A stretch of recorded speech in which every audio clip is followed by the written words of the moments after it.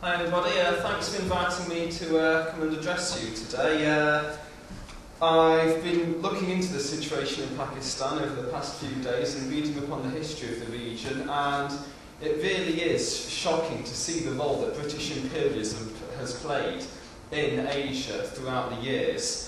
And it was mentioned just before about in 1947 the formation of Pakistan, and the backdrop to that was British imperialism playing sections of society off against one another, encouraging fighting between Hindus and Muslims to divide the people so they could be ruled most effectively. And the legacy of this continues to today. The current situation now, we've got Musharraf declaring a state of emergency, and this was declared shortly after the senior judiciary were starting to say, hang on a minute, is it okay for the president to also be a general? This sounds a bit dodgy legally.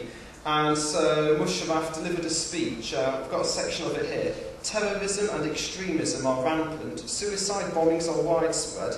In Karachi, Rawalpindi, Sargodha, fanaticism is now common. Fundamentalist extremists are everywhere. They are not afraid of law enforcement agencies. And, well, we've seen in the UK the so-called anti-terror laws used to clamp down on peaceful anti-war protesters. And the situation in Pakistan is that Musharraf is just blatantly using this as an excuse to arrest his political opponents, the senior judges and so on, political activists and such like. People's phones have stopped working. And Benazir Bhutto has come in, initially sounding fairly critical, but now suddenly supporting Musharraf, not calling for any sort of mass rallies in support of the protesters whatsoever, basically trying to get the Western imperialist powers on her side to act as their new spokesperson in the region. And now Musharraf has finally seemingly stepped down as general and appointed one of his mates to the position, and I think we know that he's still going to have a lot of influence over the military, even though he's not wearing his uniform anymore. And his position of president is not actually elected by universal suffrage anyway. And if he wasn't supporting the US's war of terror, then I think he'd be depicted slightly differently within the Western media. So yeah, but looking at the history of Pakistan, this isn't the first military dictatorship that's existed there since the country's formation. There's been 4 dictatorships, and as a socialist, as a Marxist, the way I look at things is that whether a state is democratic or not, ultimately it's representing the interests of somebody. And that somebody is the ruling class, the most powerful members of society. And these military governments have all served the interests of the landlords and capitalists who are making huge amounts of money on the backs of the Pakistani working class and peasantry. And you just have to look at the senior judge who expressed disapproval of Musharraf. Well, he became Chief Justice during a previous state of emergency, so it's pretty difficult for him to get on a moral high ground on that. And the way I'm looking at it is, we want a democratic system, but how are democratic systems built?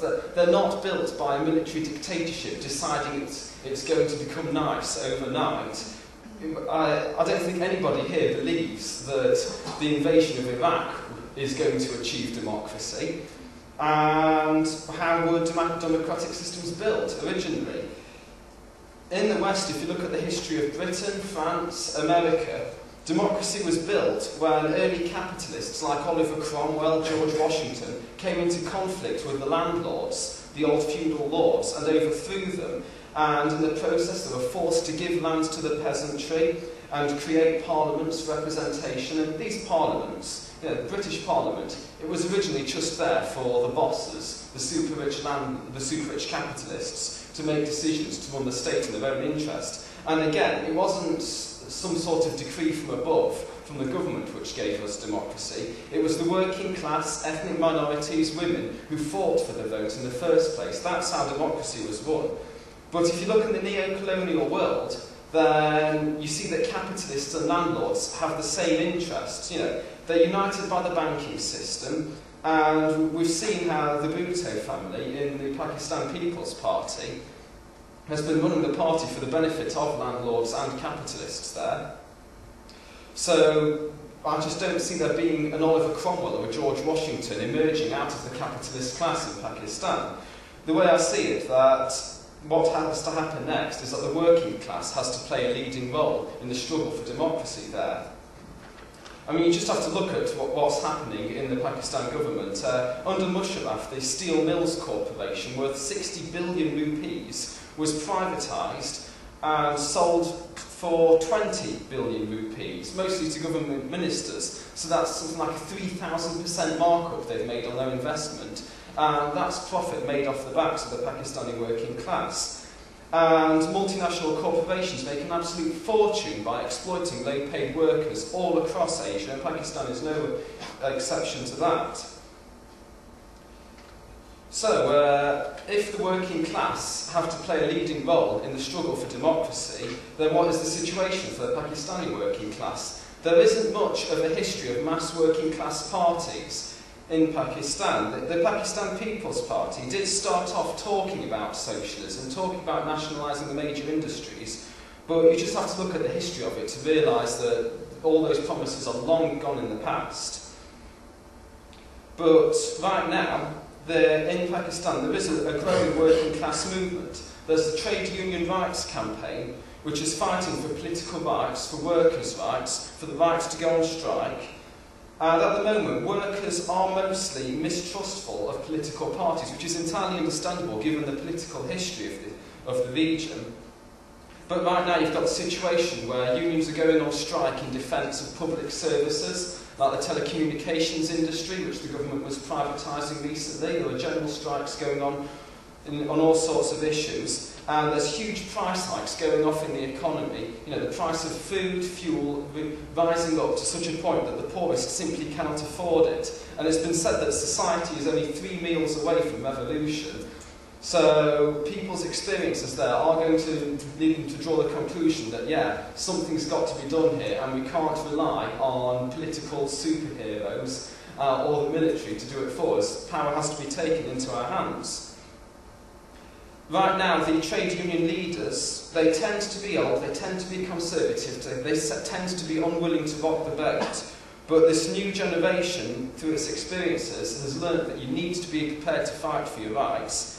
And hopefully, we're going to see an emergence of a more militant Pakistani working class that can take on these military governments, that can take on all these powerful vested interests in the World Bank, the International Monetary Fund, and fight for a socialist Pakistan and a democratic Pakistan.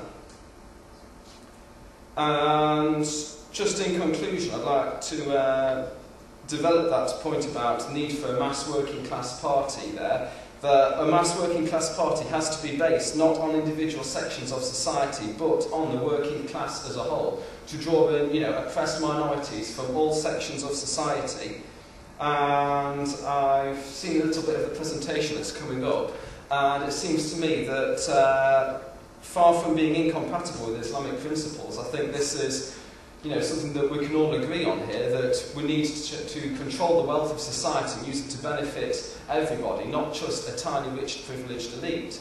So I'm going to leave it at that, pass it on to our next speaker, and if anybody wants to raise any more questions with me, you've got the opportunity right here. Thank you.